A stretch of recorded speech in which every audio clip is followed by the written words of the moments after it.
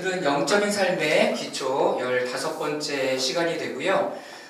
지난주부터 했던 것은 영적인 삶은 무엇인가에 대해서 저희들이 함께 이야기를 나누었습니다. 오늘 그 이야기를 좀 더 하고 그 다음에 영적인 삶의 방해물이 어떤 것이 있는지를 또 함께 저희들이 보면서 오늘 이야기를 나누도록 하겠습니다.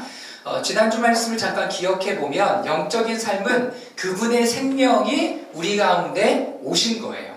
그리고 그 주님과 계속 인격적인 교제를 나누어 나아가는 것이 영적인 삶이다라고 말씀을 드렸습니다. 그래서 예수 그리스도의 십자가와 그리고 부활과 생명 그리고 성령의 능력이 우리 가운데 부어진 것 자체가 이제 영적인 삶을 살아갈 수 있는 준비가 된 것입니다.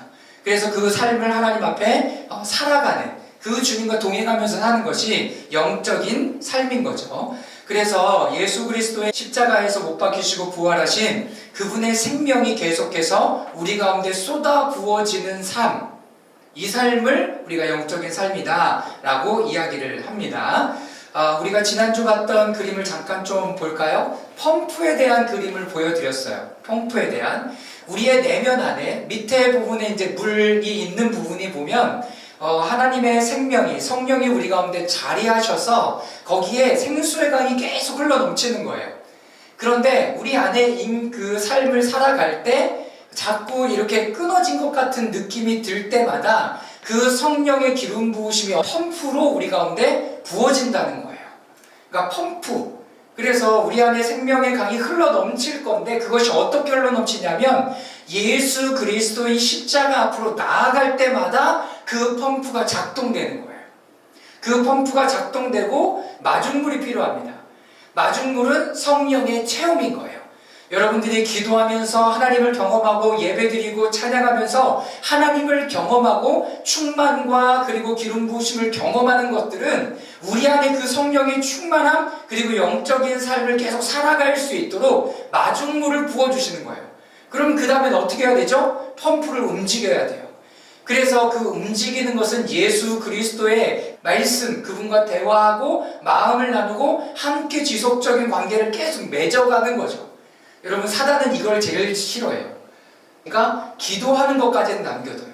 그리고 집회에 참여하는 것까지는 남겨둬요. 그런데 그 집회 참여 이후에 그 하나님의 말씀을 가지고 내가 살아가는 것은 방해하죠.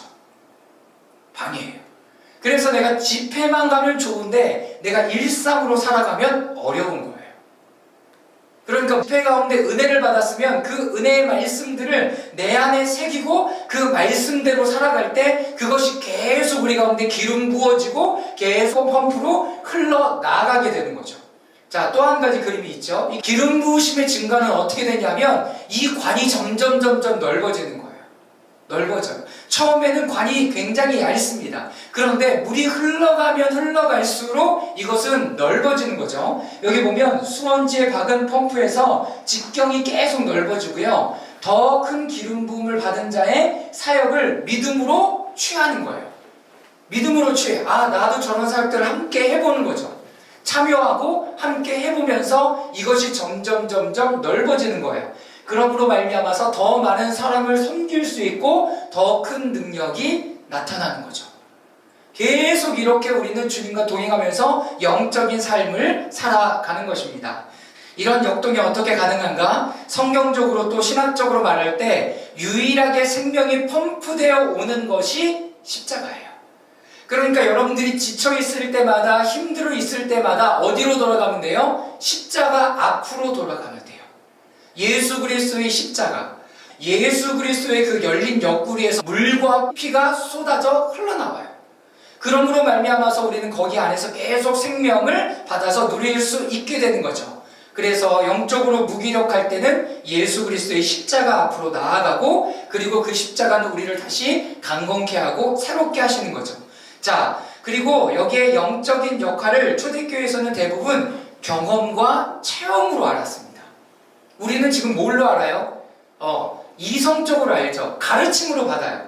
그런데 초대교회 성도들은 하나님 앞에 예수 그리스도의 십자가 앞으로 나아갈 때마다 이 하나님의 은혜와 사랑이 그리고 다시 내가 안에 영적인 샘물이 흘러넘치는 것들을 체험해요. 체험해요. 여러분, 이것이 너무나 중요해요. 그래서 기도할 기회가 있을 때마다 여러분들이 하나님 앞에 마음을 쏟아서 기도하고, 찬양할 기회가 있을 때마다 마음을 쏟아서 찬양하고 기도해야 돼요.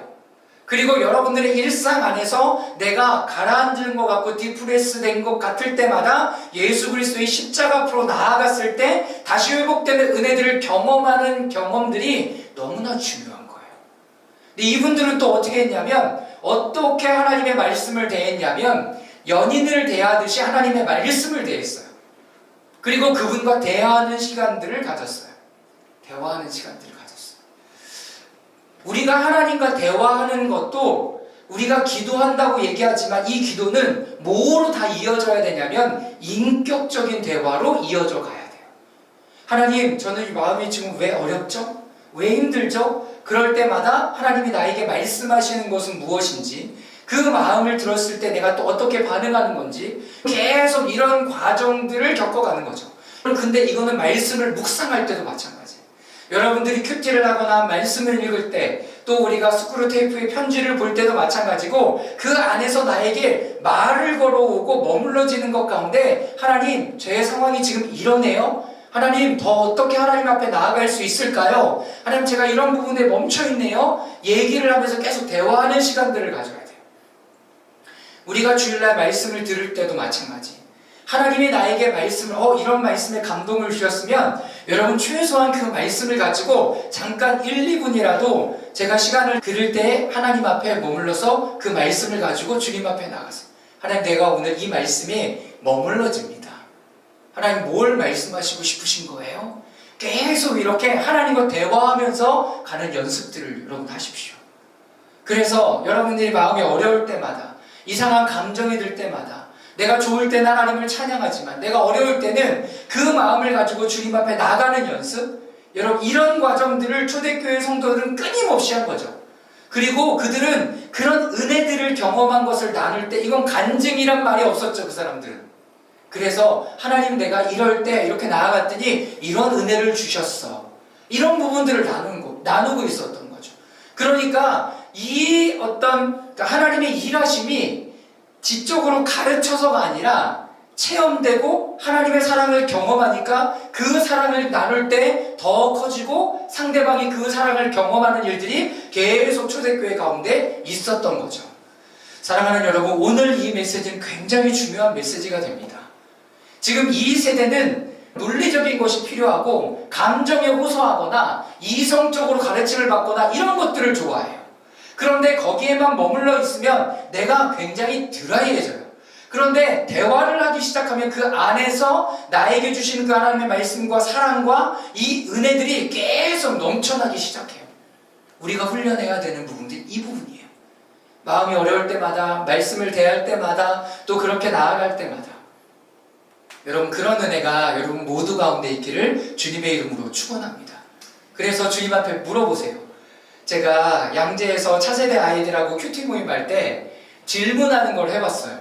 애들이 큐티하면서 목사님 이런 거 왜 그래요? 이런 거 왜 그래요? 이런 거 왜 그래요? 그런데 그런 질문이 있을 때마다 아이들에게 네가 예수님한테 물어봐. 그리고 시간을 줬어요. 그런데 그 시간을 보냈던 친구들이 와서 목사님 진짜 제가 물어봤는데 예수님 이렇게 대답해 주셨어요. 이런 얘기들을 한 기억이 나요. 너무나 순수하죠. 그러니까 우리 아이들한테도 그렇게 접근해 보는 게 좋아요. 너가 뭐가 필요해? 예수님한테 물어보자. 예수님한테 달라고 기도해보자. 여러분, 우리도 그런 연습과 훈련이 필요한 거죠. 그런데 그 안에서 계속 주님과 교제하는 일들이 필요한 거예요.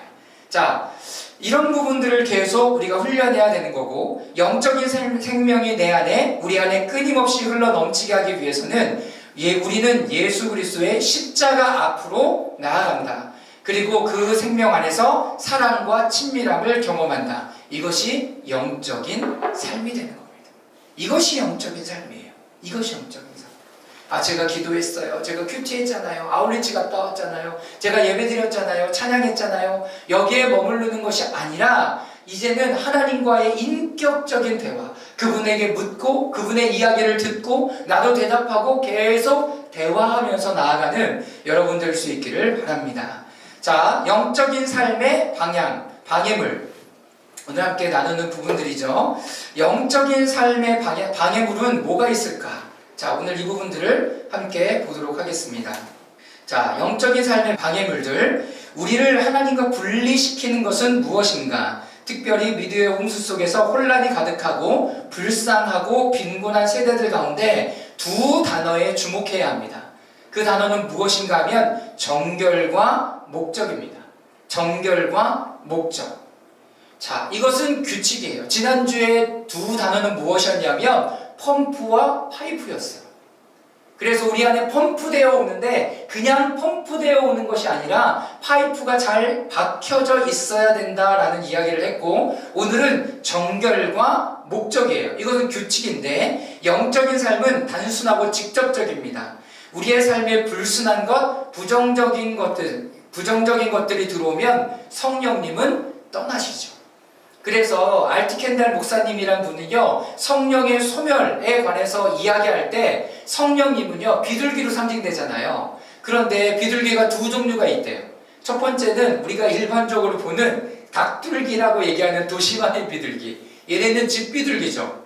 우리가 아무리 쫓아내려고 해도 안 도망가. 근데 산비둘기는요, 조그만한 소리가 있기만 해도 후루룩 날아가 버린다는 거예요. 성령님은요, 산비둘기래요. 굉장히 예민하시다는 거죠. 그래서 여기에 보면 우리 안에 불순한 것, 부정한 것들이 들어오면 성령님은 떠나시고 그것은 바로 불을 끄는 것과 같다. 불이 꺼지면 어두워져서 아무것도 보이지 않고 빛과 끊어진 것 같다. 자, 데살로니가 전서 5장 19절 말씀 우리 다 같이 한번 읽어보도록 하겠습니다. 시작. 성령을 소멸하지 마십시오. 자, 그리고 4장 3절 말씀도 함께 읽겠습니다. 시작. 하나님의 뜻은 여러분이 성결하게 되는 것입니다. 여러분은 음행을 멀리 하여야 합니다. 여기에 보면 지금 메인으로 써둔 것은 세번역 버전이에요. 세번역은 여러분들이 성결하게 되는 것입니다. 여러분은 음행을 멀리해야 합니다. 그런데 개역개정은 하나님의 뜻은 이것이니 너희의 거룩함이라 곧 음란을 버리고. 여기에 팀 켈러 목사님의 요즘에 이제 글을 올린 것들을 보니까요, 하나님의 뜻을 행복이라고 얘기하는 사람이 너무나 많다는 거예요. 하나님이 우리의 행복을 바라시지 않을까요? 라고 얘기하지만 하나님의 말씀은 거룩이라는 거예요. 우리를 향한 그 하나님의 뜻은 행복이 아니라 거룩이라는 거예요. 거룩. 그러니까 행복을 추구하면 안 된다는 거죠.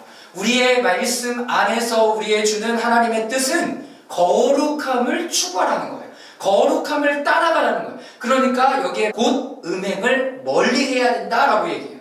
하나님 앞에 순결함으로 나아갈 때 그 거룩함으로 나아가기를 하나님은 원하신다라고 얘기합니다. 자, 두 번째, 그러면 어떻게 하면 정결함, 거룩함을 항상 지킬 수 있는가? 갈라디아서 5장 17절 말씀 함께 읽겠습니다. 시작. 육체의 소욕은 성령을 거스리고 성령은 육체를 거스르나니 이 둘이 서로 대적함으로 너희가 원하는 것을 하지 못하게 하려 함이니라. 네, 육체의 소욕과 성령의 소욕이 서로 뭐가 된대요? 대적함이 된대요. 서로 싸운다는 거예요. 우리 안에도 그렇죠. 우리 안에도 끊임없이 육체의 소욕과 성령의 소욕이 무슨 뜻이에요? 갈망이에요. 소망하는 거예요. 그것이 계속 싸워요. 이것을 사도 바울이 이야기하지 않습니까? 자, 여기에서 나오는 것은 하나로 표현하자면 그것은 갈등, 충돌, 대적입니다. 정결함, 거룩함을 항상 지키는 것은 성령을 따라 사는 일입니다. 성령이 말하는 대로, 성령님이 시키시는 대로 나아가는 것이 사도행전 이후에, 성령 강림 이후에 성령의 충만과 기름 부으심과 은사와 열매를 사모하는 우리들에게 가장 필요한 것이 이거다라고 이야기를 합니다. 세 번째, 영적인 삶에 있어서 영과 혼의 역학을 이해할 필요가 있습니다. 데살로니가 전서 5장 23절 말씀 다 같이 한번 읽겠습니다. 시작. 평강의 하나님이 친히 너희를 온전히 거룩하게 하시고 또 너희의 온 영과 혼과 몸이 우리 주 예수 그리스도의 강림하실 때에 흠없게 보존되기를 원하노라. 흠없게 보존되기를 원하노라. 여기에 뭘로 나눠져요? 영과 혼과 육. 그래서 신학적으로는 삼분설이라고 얘기해요. 우리의 몸이 영과 혼과 육으로 나누어져 있다라고 이야기를 하는 거죠. 자, 계속 보겠습니다. 히브리서 4장 11절 말씀 함께 읽겠습니다. 시작. 하나님의 말씀은 살아있고 활력이 있어 좌우의 날선 어떤 검보다도 예리하여 혼과 영과 및 관절과 골수를 찔러 쪼개기까지 하며 또 마음의 생각과 뜻을 판단하나니. 네, 여기서 보면 바울은 영과 혼이 어떻게 되어 있어요? 서로 구별되어져 있어요. 구별되어져 있습니다.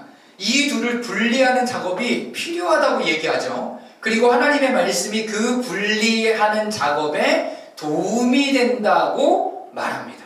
그러니까 이것이 영의 생각인지 혼의 생각인지 하나님의 말씀이 찔러 쪼갤 수 있다, 갈라낼 수 있고 분별할 수 있다라고 얘기합니다. 그러니 말씀을 아는 사람은 이것이 분별이 돼요.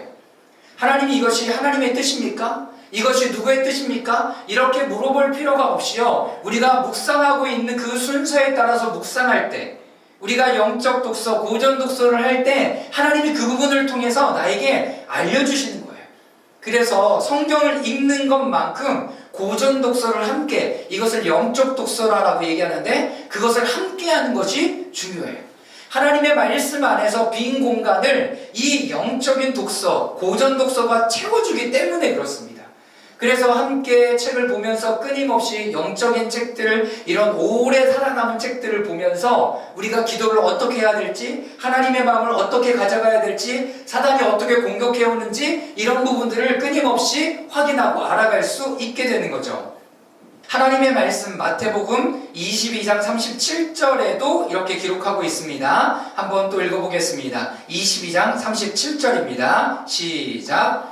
예수께서 그에게 말씀하셨다. 내 마음을 다하고 목숨을 다하고 내 뜻을 다하여 주 너의 하나님을 사랑하여라 하였으니. 내 마음을 다하고, 스피릿, 내 마음 안에 있는 하나님의 영을 다하고 힘을 다하고 내 뜻을 다해서 하나님을 사랑하는 것. 그러니까 우리의 영, 혼, 육, 이 모든 것을 다하여서 뭘 하라고요? 하나님을 사랑해야 된다라고 이야기를 하는 거예요. 그래서 어떤 목사님이 이렇게 설교 제목을 잡았더라고요. 당신의 자유의지를 100% 사용해라. 자유의지를 육체의 도구로만 사용하지 말고 하나님을 따라 기도하고 예배하는 삶으로 나아가도록 우리의 자유의지를 쓰라는 거예요. 여러분, 이것이 자유의지가 100% 가장 아름답고 멋지고 훌륭하게 사용되는 거예요. 내 자유의지를 가지고 하나님 앞에 예배하러 나간다라고 얘기해요. 기가 막힌 거죠. 가장 멋지게 내 자유의지가 사용되어지는 거예요. 하나님은 우리에게 자유함을 주셨어요. 그거를 우리의 의지로 주셨다고요. 근데 그 자유의지를 통해서 하나님을 찬양하고 예배한다면 그거보다 더 좋은 일이 어디 있어요? 그래서 주중모임의 가장 영적인 파워가, 영적인 은혜가 커요. 주중모임에. 주일은 물론이거니와 주중은 내가 그 시간들을 구별해야 되잖아요. 그러니까 나의 어떤 것들을 포기해야 된다고요. 그 안에 하나님의 은혜가 클 수밖에 없죠. 클 수밖에 없어요. 왜 화요일 모임? 왜 목요 모임? 이런 모임 가운데 기름 부어주시는가? 그러면 이 사람들이 갈급함이 있기 때문에 그 모임을 찾아오거든요.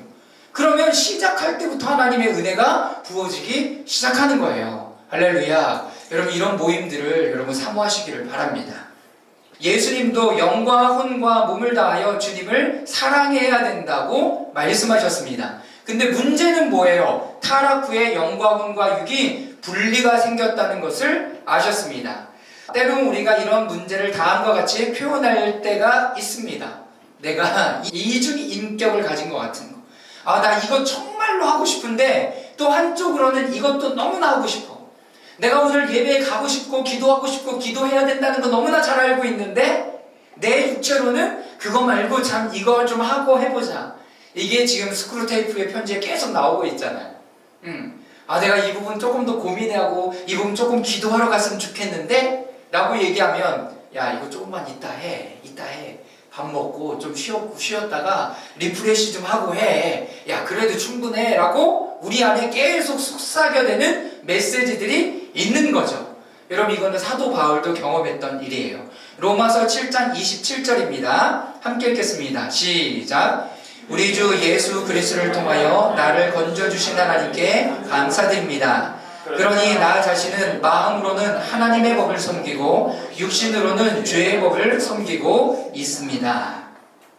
나 자신은 마음으로는 하나님의 법을 섬기고. 왜? 이 사람이 누구 만났어요? 예수 그리스도 만났어요. 하나님을 만났어요. 그분의 음성을 들었어요. 그러니까 어디에서 하나님의 법을 섬겨요? 내 마음 안에, 내 영 안에, 내 영의 심중에서 하나님을 섬기고 싶은 마음이 막 솟아 올라와요. 그런데 어떻게 내 육신으로는 죄의 법을 섬기고 있습니다라고 해요. 육신까지 아직 이것이 어떻게 된 거예요? 확장되지 못한 거예요. 사도 바울도 그랬다고요. 여러분 우리도 이 부분들을 잘 알 필요가 있습니다. 원래요 성경에는 하나님이 아담을 창조하실 때 하나님의 숨결, 하나님의 영, 루하르를 불어넣어 주셨다고 기록하고 있습니다. 그러니까 영과 혼 사이에는 공백이 없었고요. 이것이 연결되어져 있어서 내 혼으로 갈망하는 것이 하나님의 영, 이런 부분 하나님의 마음이었어요. 그러니까 창세기 3장 이전까지 아담이 하는 모든 일은 하나님께 영광되는 일이었습니다. 이름을 지어주고 그리고 하와를 데려왔을 때 알아차릴 수 있도록 하나님께서 그 영과 혼이 하나 되어져 있었던 것을 우리는 볼 수 있어요. 그 이후에 3장 이후에 갈라지게 된 거죠. 자, 내면의 존재인 혼은 영으로 가득 찼고 영이 그 사람을 완전히 둘러싸고 있었다. 영은 사람을 완전히 채웠을 뿐 아니라 분수처럼 뿜어져 넘쳐 흐르고 있었다. 여러분 메모할 수 있으면 하세요. 요한복음 7장에 성령의 충만함 이런 부분들을 이야기하면서 우리의 뱃속에서부터 성령의 강이 흘러 넘친다라고 이야기를 하고 있어요. 그러니까 흘러 넘치고 있었던 거죠, 이때는. 그러니까 혼과 육을 다 덮고 있었던 때예요, 이때. 우리가 이 부분들을 사모할 수 있기를 바랍니다. 사람은 영으로 완전히 채워졌고 완전히 뒤덮여 있었던 것이다. 이것을 사람의 영의 사람이라고 부른다. 자, 타락한 사람의 모습은 어떤가? 타락으로 인해 사람은 하나님으로부터 끊어져 버려요. 그리고 끊어진 사람은 영은 쭈그러지고 주저앉은 사람의 모습처럼 되어 있습니다. 영은 줄어들고 붕괴됨으로 비어있는 공간이 생겨요. 그리고 비어있는 공간에 막 어떤 것들을 채우려고 노력해요. 그것이 먹는 것으로, 공부로, 다툼으로, 돈으로 어떤 것으로 채우려고 노력하는 거죠. 이 부분들을 계속 우리가 어떤 것으로 채우려고. 근데 계속 어떻게 돼요? 허기지는 거죠. 아직도 안 채워진 것 같아. 다른 걸 뭘 하면 될 것 같아. 계속 이런 마음으로. 그런데 나중에 되면 아무 거로나 갖다 채우는 거예요. 아무 거로나. 뭘로 채워야 돼요? 하나님의 영으로 채워야 돼요. 하나님의 성령의 자리. 그래서 A.W. 토저 목사님은 우리의 마음 안에 성령님의 자리가 있다라고 아예 얘기를 해버립니다. 근데 그 자리에 성령님이 오셔야 내 마음에 내가 이제 채워졌구나 하는 마음을 느끼게 되는 거예요. 느끼게 되는 거예요. 그 다음에 보면 무분별하게 이것저것 나를 채울 수 있을 것이라고 생각하면서 그렇게 한다. 하지만 나를 진정으로 채울 수 있는 것은 하나뿐이다. 그것은 펌프, 십자가다. 그 하나님의 생명만이 우리를 유일하게 채울 수 있게 하십니다. 그러니까요, 여러분들이 좀 다운되거나 이렇게 가라앉는 것 같은 그런 느낌이 들 때마다 여러분 십자가 앞으로 나아가는 거예요. 십자가 앞에 그냥 나아가기만 하면 돼요. 이거는 어디에 또 써 있었어요? 스크루테이프의 편지에. 사단이 제일 싫어하는 게 뭐예요? 지금 그 일에서 돌이켜서 십자가를 향하여 가기만 하면 하나님이 채워주신다는 것을 사단은 너무나 잘 알아요. 그래서 거기에 멈춰져 있게 아무것도 못하게 만드는 거예요. 아무것도 못하게. 그렇게 만들어버리는 거죠. 자, 뿐만 아니라 타락의 분수는 더 이상 존재하지 않게 되었다. 타락으로 인해 분수는 더 이상 존재하지 않게 되었다. 그리고 그 주위에, 사람 주위에 가까이 원수가 있다. 사람이 영으로 덮여 있을 때는 원수가 나쁜 생각이 들어오지 못하도록 공격할 수 없었습니다. 영이 완전히 채워져 있기 때문에 그렇습니다. 그래서 성령의 충만함을 사모해야 되는 거죠. 그러나 타락 이후에는 사람이 비워져 있고 덮여 있지 않는, 보호받지 못하는 상태가 되었기에 원수는 많은 나쁜 생각을 가져올 수 있고, 외적으로 나쁜 생각이 일어나고 내적으로는 공허함을 채우려고 보상하려는 많은 방해와 산란함이 일어나고 생각의 영역이 분리된 상태가 되어버립니다. 자, 그런데 이런 문제에 어떻게 할 수 있는가? 사도 바울은 이렇게 이야기를 합니다. 생명의 성령의 법으로 이 일들을 해결할 수 있다라고 이야기하는 거죠. 로마서 8장 2절 말씀 다 같이 읽겠습니다. 시작. 이는 그리스도 예수 안에 있는 생명의 성령의 법이 죄와 사망의 법에서 너를 해방하였음이니라. 로마서 7장 25절 말씀도 다 함께 읽겠습니다. 시작. 온고한 사람이로다. 이 사망의 몸에서 누가 나를 건져내랴. 우리 주 예수 그리스도로 말미암아 하나님께 감사하리로다. 그런즉 내 자신의 마음으로는 하나님의 법을, 육신으로는 죄의 법을 섬기노라. 자, 내 마음으로는 누구의? 하나님의 법을. 그리고 로마서 8장 2절에는 그리스도 예수 안에 있는 사람에게는 생명의 성령의 법이 우리를 다스리고 지배한다라고 이야기를 하고 있는 거죠. 그러니까 정결하지 못하고 깨끗하지 못한 것들이 있다면 이제는 생명의 성령의 법을 사모하고 우리 안에서 그 예수 그리스도의 십자가와 그 펌프가 계속 터져 나오는 것들로 말미암아 새롭게 될 수 있다라는 것을 분명하게 이야기를 하고 있는 거죠.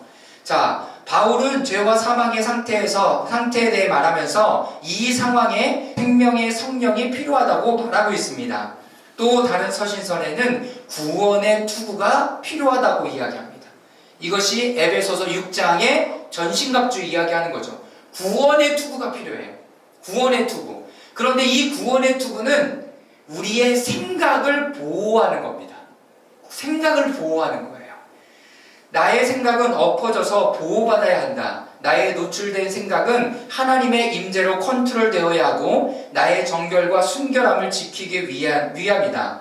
펌프로부터, 그리스도로부터, 사랑의 교류로부터 끊어지지 않기 위함이다.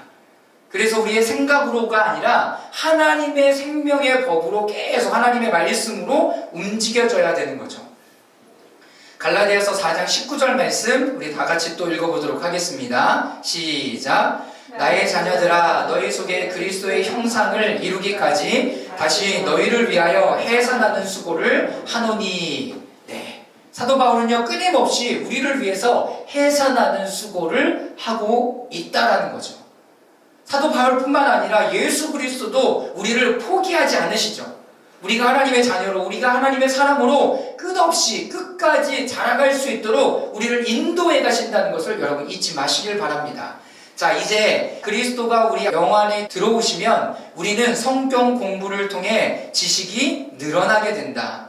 하지만 여전히 쪼그라든 영 안에 갇혀 계신다. 그렇기 때문에 우리의 영적 여정은 천장까지만 올라갔다 천장을 치고 다시 바닥으로 내려오는 것 같은 오르락내리락을 반복한다. 우리의 여정은 앞으로 나아가야 하는데 위로 갔다가 내려오는 여정일 뿐이다.